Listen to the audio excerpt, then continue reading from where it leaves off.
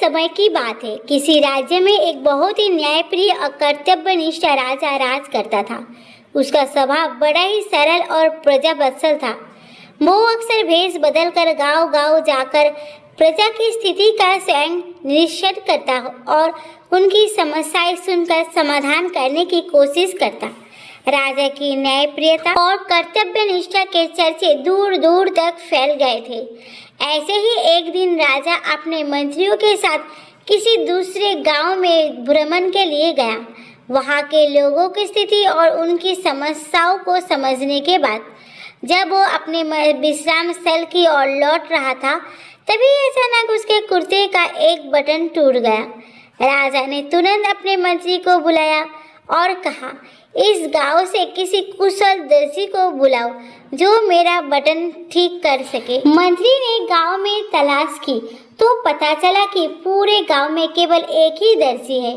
उसकी एक छोटी सी दुकान थी और वो बहुत ही सादगीपूर्ण जीवन जीता था। मंत्री ने दर्जी को बुलाया और राजा के सामने प्रस्तुत किया। राजा ने उससे कहा, क्या तुम मेरे कुर्ते का बटन सिल सकते हो? दर्जी ने विनम्रता से उत्तर दिया, महाराज, ये तो बहुत ही साधारण सा काम है, मैं अभी कर देता हूँ।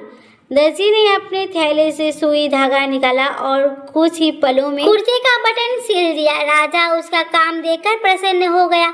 उसने कहा, बताना इस काम के क्या कीमत है, हम तुम्हें इसका उचित पुरस्कार देंगे। दर्जी ने हाथ जोड़कर कहा, महाराज, ये तो मेरी सेवा है, इसके लिए मैं कोई मूल्य नहीं ले सकता। राजा ने मुस्कुराते हुए कहा, नहीं, तुम मांगो तो सही, हम तुम्हें इसकी कीमत अवश्य देंगे। दर्जी ने सोचा, बटन तो पहले से ही राजा के पास थे, मैंने तो बस सिला है, शायद 2 रुपए मांगू। फिर दूसरे ही पल उसके मन में विचार आया, अगर मैंने 2 रुपए मांगे तो राजा क्या सोचेंगे? इतने छोटे से काम के इतने पैसे, क्या वो सोचेंगे कि मैं गांव वालों से अधिक पैसे लेता हूँ? ये सब सोचकर दर्जी ने उत्तर दिया, महाराज, आप जैसा उचित समझे वैसा ही दे दीजिए। राजा उसकी विनम्रता और आत्मसम्मान के बहुत प्रभावित हुआ। उसने अपने मंत्री से कहा, इस दर्जी को इनाम में इस गांव के पास के 2 गांव दे दिया जाए। आज से ये दोनों गांव इसके नाम होंगे। दर्जी ये सुनकर स्तब्ध हो रह गया।